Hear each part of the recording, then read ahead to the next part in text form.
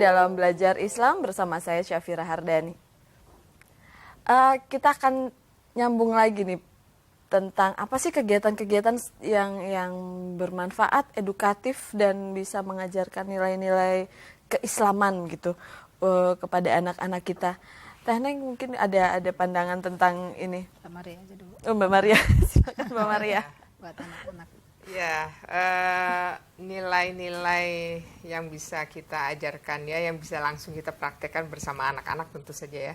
Karena anak-anak ketika kita ceramahi soal nilai-nilai biasanya mereka masuk tapi kemudian yang ada adalah mengingat, menghafal, tapi prakteknya seperti apa ini yang mungkin juga bisa kita lakukan bersama anak-anak kita. Jadi misalnya ketika puasa, anak-anak ini kan juga punya motivasi yang sebenarnya sangat tinggi biasanya. Kita mau masuk bulan puasa kan misalnya ada banyak hal yang sebelum masuk kan kita berikan motivasi, misalnya bagi yang mampu antara lain memberikan baju koko untuk anak-anak laki-laki, memberikan mukena untuk anak-anak perempuan. Ini dengan mukena baru, dengan baju koko baru, biasanya mereka bersemangat untuk ikut sholat tarawih misalnya.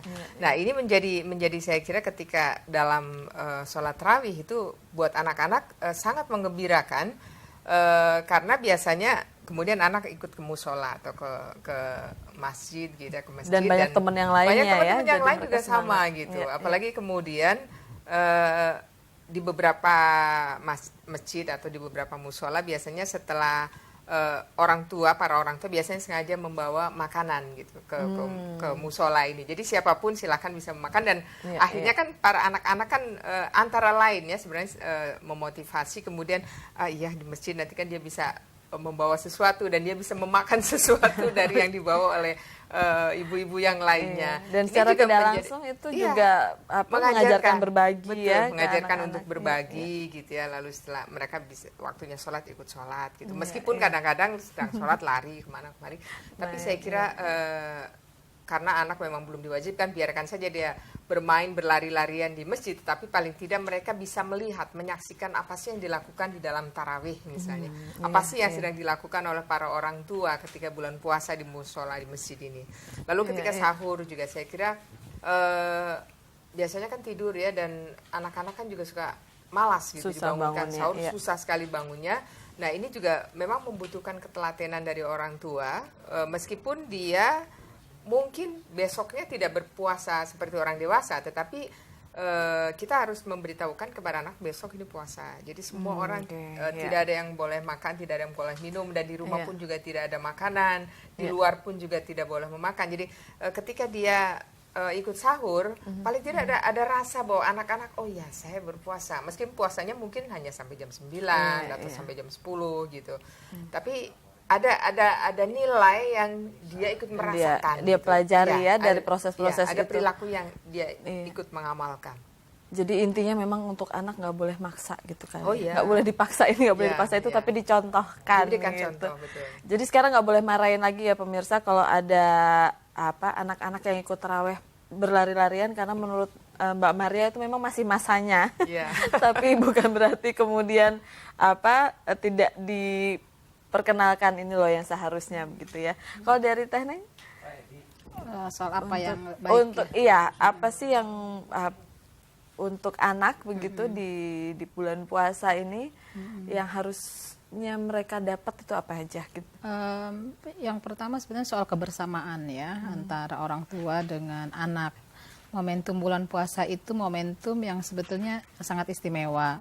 Misalnya kalau hari-hari biasa kebersamaan makan itu agak-agak kurang terjadi, tapi kalau bulan puasa di sahur itu biasanya bersama gitu ya. Di rumah, sahur itu mesti bersama gitu. Dari situ sebetulnya nilai-nilai bisa disampaikan kepada anak-anak ya. Misalnya mungkin cerita-cerita tentang manfaat puasa. Mungkin juga diajarkan kepada anak tentang doa puasa, misalnya kayak begitu ya, doa puasa. Pokoknya intinya di bulan puasa ini membangun kebersamaan atau kohesivitas ya antara orang tua dengan anak. juga bukan hanya sahur ya, misalnya kayak buka gitu, buka puasa gitu, sebisa mungkin bareng gitu, sebisa mungkin ya, sebisa ada kebersamaan. Kalau misalnya orang tuanya sibuk, mungkin bisa janjian di mana gitu ya, untuk ayo kita bareng-bareng buka puasa bersama misalnya gitu.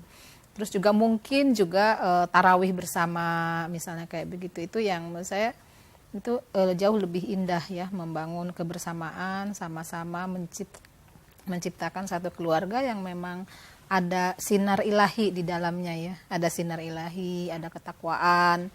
Hal seperti itu sebetulnya yang mungkin bisa dicontohkan kepada anak, dan mungkin itu akan diwarisi kemudian dari generasi ke generasi ya. Saya kira itu barangkali yang baik gitu. Iya. Jadi memang menarik bagaimana kita mengajarkan nilai-nilai yang memang seharusnya di bulan Ramadan ini.